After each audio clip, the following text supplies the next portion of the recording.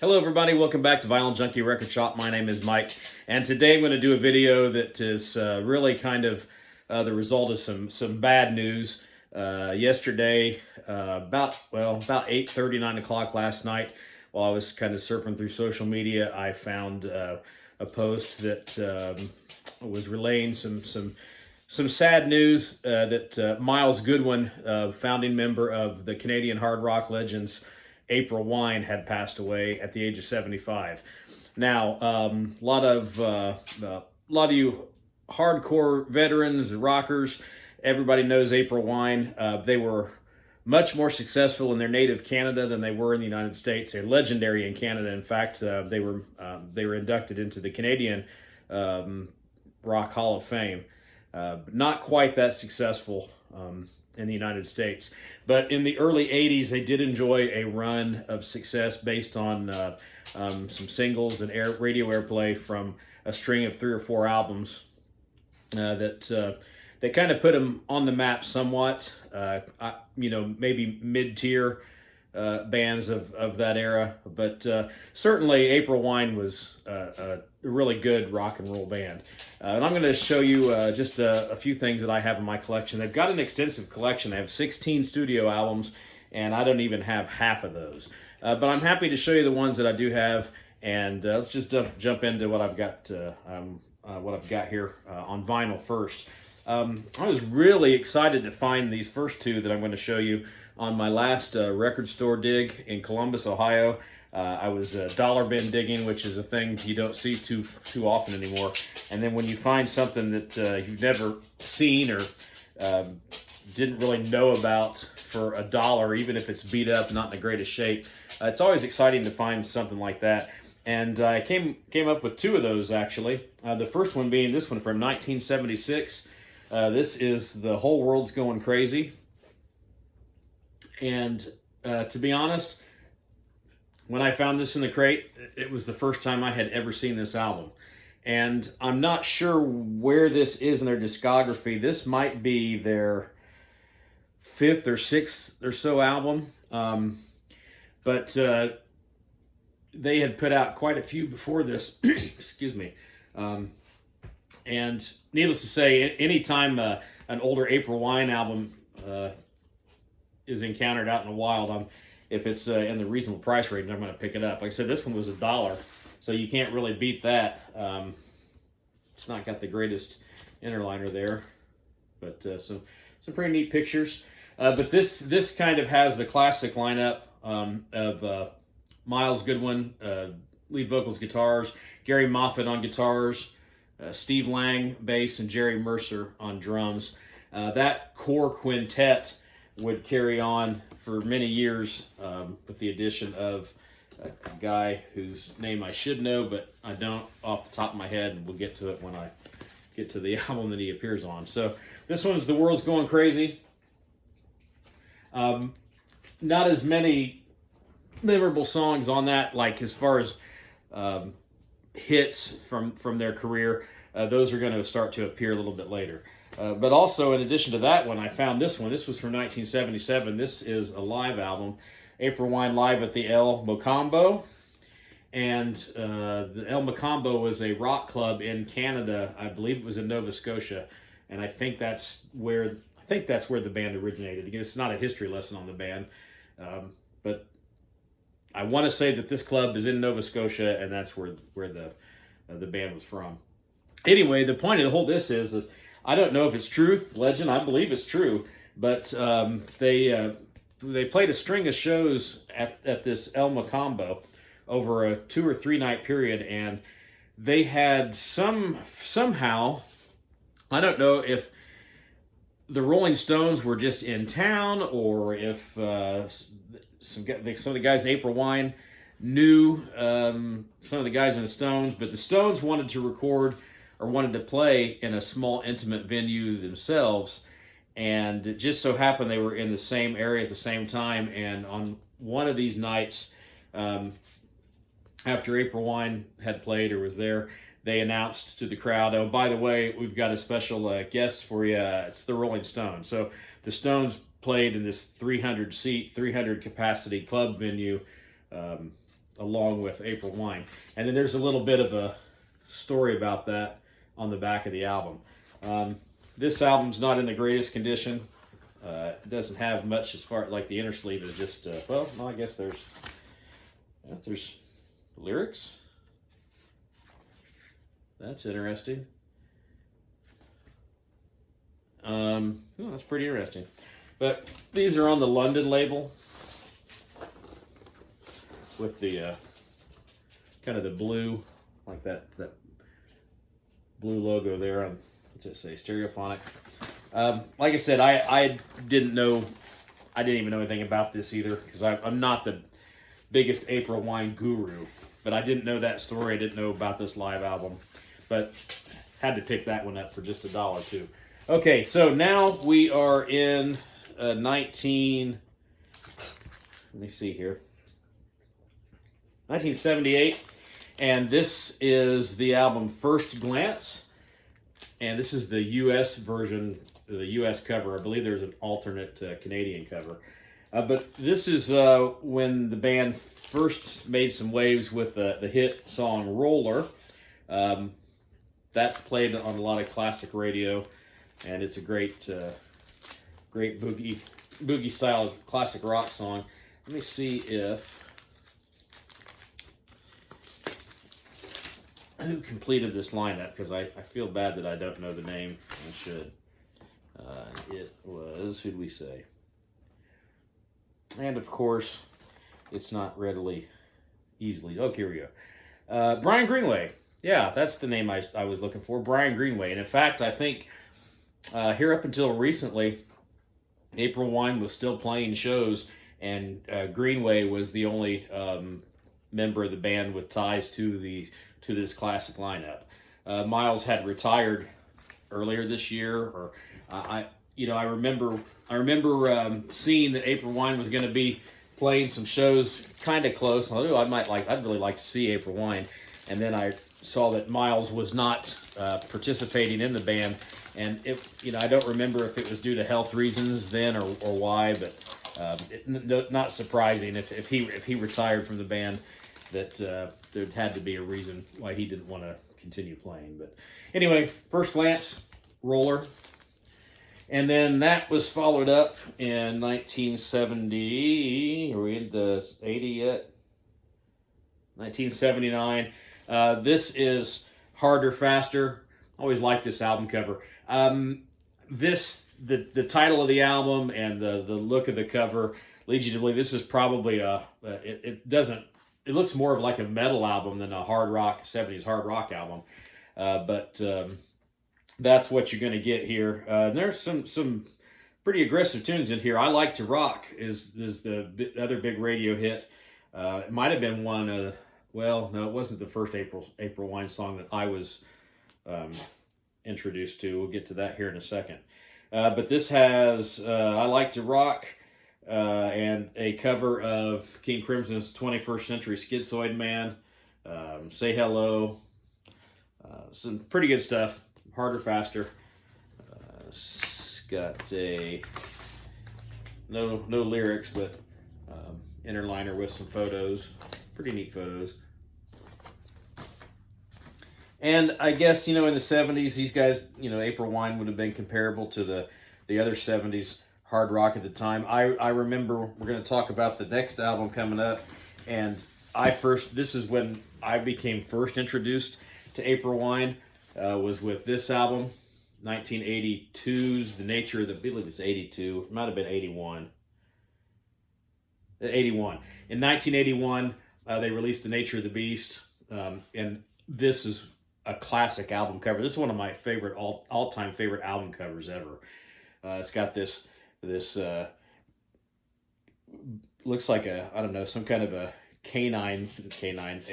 a feline type beast, a cougar, a lion or something, on a guy's body slinging this guitar. This really neat picture. I had the single for this, and it had a fold out poster, and I looked for it with where I've got the singles that I've kept over the years, and I can't find it, so I wish I still had it. But it had a fold out poster of this album cover. But the big song on this, and the song that really broke them really broke him big time in the '80s, was "Just Between You and Me." That had a minor hit and "Sign of the Gypsy Queen," and then there are some other good tracks on this album. And for my hockey fans, don't really care, but there's Myles sporting a Canadien, Montreal Canadiens jersey or shirt under his jacket there. We're Rangers and Blackhawks fans here in this community, but hey, hockey and rock and roll can't go wrong. Anyway, Nature of the Beast, my first introduction to them, and then I want to say in 1981 they were touring with Nazareth. And a buddy of mine that I went to school with went to go see that concert, and he was really big on April Wine at the time, and I think he might have been the one that really kind of turned me on to them. But anyway, following that up in 1982, I didn't look for it. I might have it somewhere, but I had the cassette for this album, and this was my favorite April Wine album, as I recall listening to them all back in the day. And this is Power Play. I like this album cover too. It's just, I like the color scheme. I like the look of it. There's the back of it. I don't remember if it's got a lyric sheet. I don't know. They're not big about printing their lyrics. There's no lyric sheet to it, but there's some credits, and there's a live photo. I'd always had the cassette for this. This is one of the albums, I'm not sure why, if it's got to do with songwriting credits or trademarking or that kind of thing, but this is not available on like Apple Music. So for a long time, I didn't have any kind of copy or format of this album. After I couldn't find the cassette, I never had this one on CD. I looked today, and you can get it, but it was like the CD wasn't too expensive, but it was just as expensive for shipping for it. I think, though, I found, and I might look into getting this if I'm still feeling like it later. There was one of those dual CD options. It had Nature of the Beast and Power Play, like a double CD set on. It was like $15 or $16 on Amazon. But anyway, I really loved this album. Anything You Want, You Got It was the lead-off track that I really liked. Enough Is Enough was the single. Then you got If You CK. Think that one out. Myles Goodwyn had a lot of songs that had some sexual innuendo lyrics in them. Just when you're listening to your April Wine songs, just keep that in mind, and you'd be surprised how many of those there are in the catalog.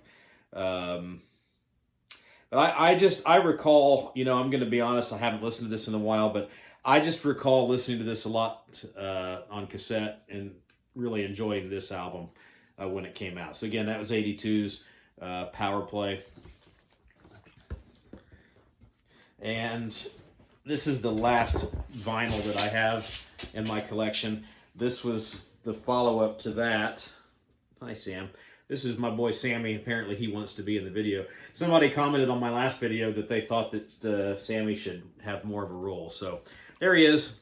Hey, buddy. I'm going to ask you to go sit down, though. Go lay down. Go lay down.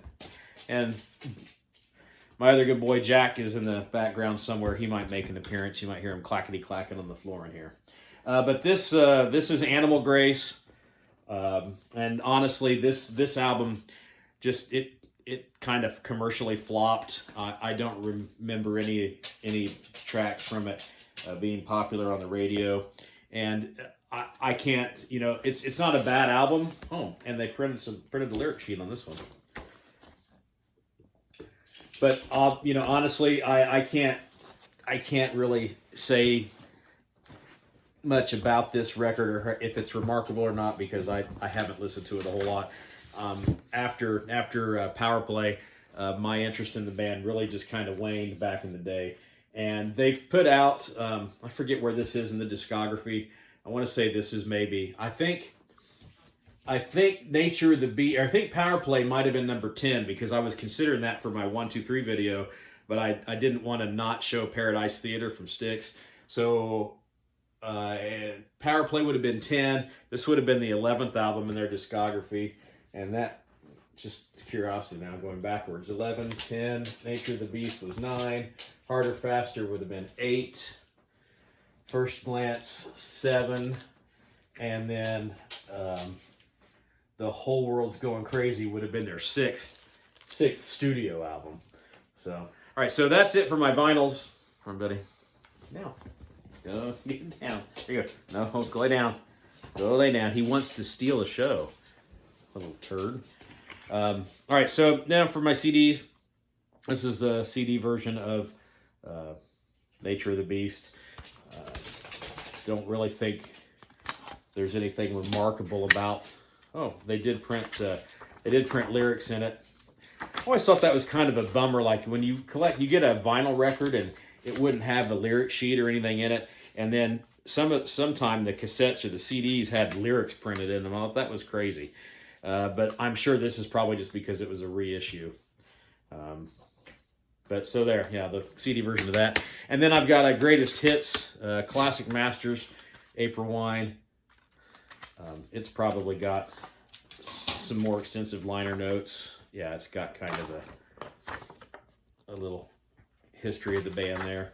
So this is, I think this one's still available. You can get this at on Amazon. I think if you go to a place that still sells CDs, might be able to find this one actually kind of in the racks. And then I'm not sure where I acquired this one, but this is one of my favorites.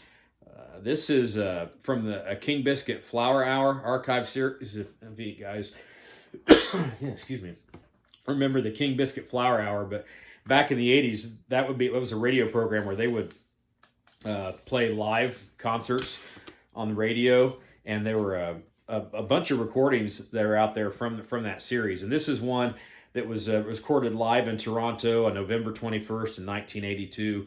And there's a really nice little liner notes here in the booklet.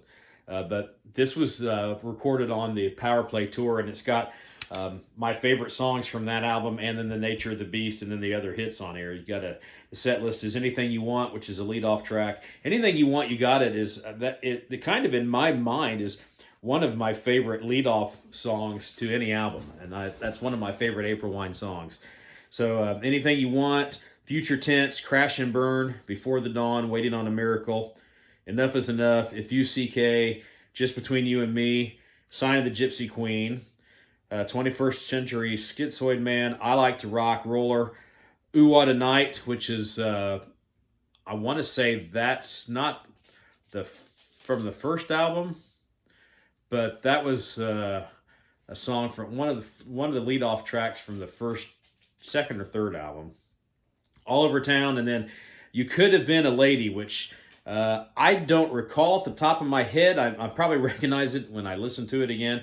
But that was it's a bonus track on this CD, and it was recorded separately. This was from a 1985 King Biscuit concert, and You Could Have Been a Lady is a cover version of a Hot Chocolate song, and I believe that's the same Hot Chocolate who recorded Everyone's a Winner, which was one of my favorite songs back in the day. It was kind of a hybrid rock disco kind of thing. Now, if that's a different Hot Chocolate, somebody let me know in the comments. Maybe there was another band called Hot Chocolate in Canada that I'm not aware of. But anyway, that's all I've got that I could find from April Wine. Again, a band that I've always appreciated and enjoyed listening to. I can't honestly say they were one of my absolute favorites, but certainly always aware of their output and their importance in the development of especially Canadian hard rock, because again, they were legendary in Canada. But I always liked April Wine. I always enjoyed listening to their albums, and I did. The Nature of the Beast and Power Play were a couple of albums that were really formative for me back in the early 80s. I was 11 when Nature of the Beast came out. So yeah, sad we've lost another rock legend in Myles Goodwyn, but thankful that we have a discography and music from the band that will live on forever, which is the beauty of music. Okay, thanks for joining me today in the shop. Let me know in your comments what your favorite April Wine albums are, songs, any experiences or memories that you have with the band.